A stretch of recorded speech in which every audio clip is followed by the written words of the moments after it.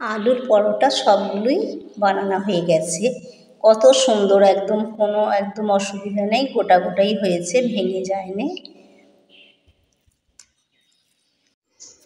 শ্যামলী ব্লগে তোমাদের সকলকে স্বাগত। আর আজ আমি বানিয়ে নেব একটা সুন্দর রেসিপি। এত সুন্দর খেতে, বাচ্চাদের টিফিনে, বড়দের সকলেরই খাওয়া যাবে। তা এই নাস্তার জন্য আমি নিয়েছি 3টি আলুকে কেটে নিয়েছি, একটি টমেটো এই সাইজের দিয়েছি, মাঝারি সাইজের 2টি পেঁয়াজ, 3টি কাঁচা লঙ্কা, ধনিয়া পাতা। তো আমি এই উপকরণগুলো মিক্সার গ্রাইন্ডারে পিষে নেব। প্রথমেই আলুগুলোকে আমি দিয়ে দেবো।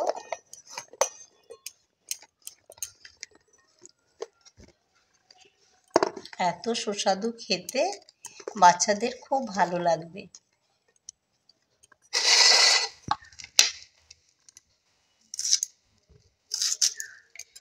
পেঁয়াজটাকে আমি টুকরো করে দিলাম।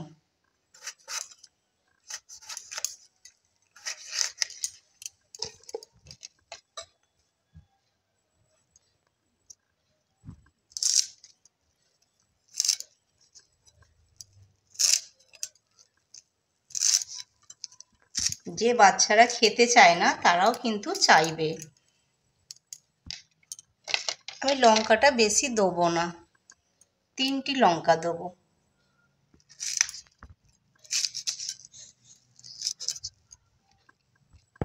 তা সব উপকরণগুলো দিয়ে দিয়েছি, এবার পেস্ট করে নেব। ঢাকাটা আমি দিয়ে দিলাম। তো পেস্ট করা হয়ে গেছে, এটা আমি একটা পাত্রের মধ্যে ঢেলে নিলাম।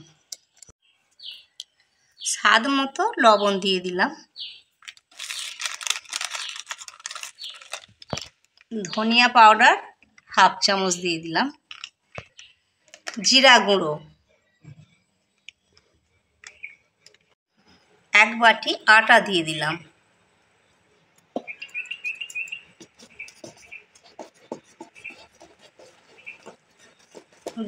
এইভাবে আমি বেটারটা তৈরি করে নেব।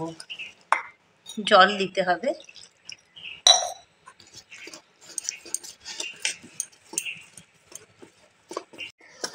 সব উপকরণগুলো দিয়ে বেটারটা আমি ঠিক করে নিয়েছি। দেখব যে কতটা ঘনত্ব থাকবে।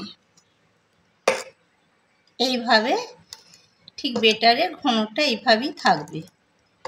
এর থেকে আর পাতলাও করব না, আর ঘনও করব না, ঠিক এইভাবেই থাকবে। তা মাটির তাওয়া একটা আমি বসিয়ে নিয়েছি, তাওয়াটা গরম হয়ে গেছে, আমি এতে তেল নিয়ে নিয়েছি। তেলটা আমি এইভাবে গোটা তাওয়ার মধ্যে দিয়ে দিলাম। দিয়ে এই বেটারটা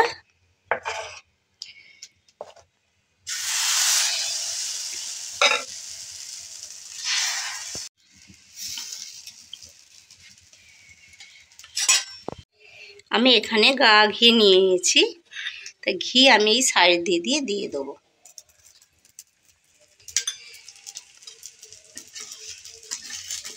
আর একটু দেরি আছে, আর একটু হবে।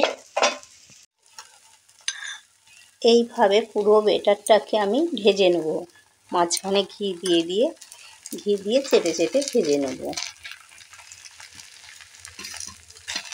খুব নরম। এখনকার বাচ্চা ছেলেরা ভাত মুড়ি খেতে চায় না, তাই এইভাবে ভেজে দিলে খাবে।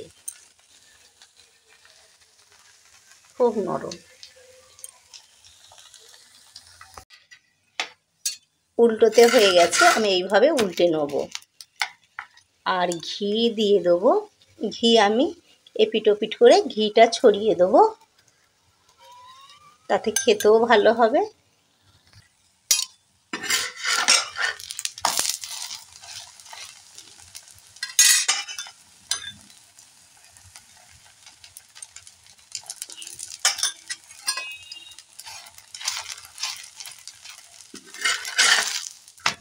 ঘিটা দেওয়া হয়ে গেল এপিট ওপিট করে। এইভাবে চেপে চেপে ভেজে নেব। এত সুন্দর খেতে, যে বাচ্চা ছেলেরা খেতে চাইবে না ভাত মুড়ি, এইভাবে যদি একটু বাড়িতে বানিয়ে দেন, এত সুন্দর খাবে বাচ্চারা। সে 5টা 6টা 7টা খেয়ে নেবে, একদম বাচ্চা হলেও 2টো 3টে খেয়ে নেবে, এত সুন্দর খেতে। আমার এইভাবে বানিয়ে হয়ে গেছে এতগুলো, এখানে অনেকগুলো হয়ে গেছে, আর এইটুকু হয়ে গেলেই হয়ে যাবে, আর 2টো হবে।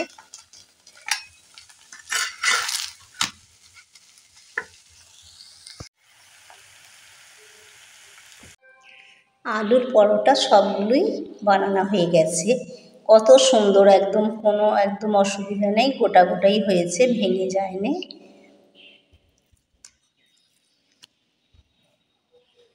তা এইভাবেই তোমরা বাড়িতে বানিয়ে বাচ্চাদেরকে বা নিজেরাও খাবেন, কোনো অসুবিধা নেই। এত উপকরণ, আর যে বাচ্চা একদমই খাচ্ছে না সে তো খাবেই। তা আমার রেসিপি কেমন হয়েছে দেখে যদি আপনাদের ভালো লাগে, একটি লাইক আর সাবস্ক্রাইব অবশ্যই করবেন। আর আপনারা ভালো থাকবেন, সুস্থ থাকবেন।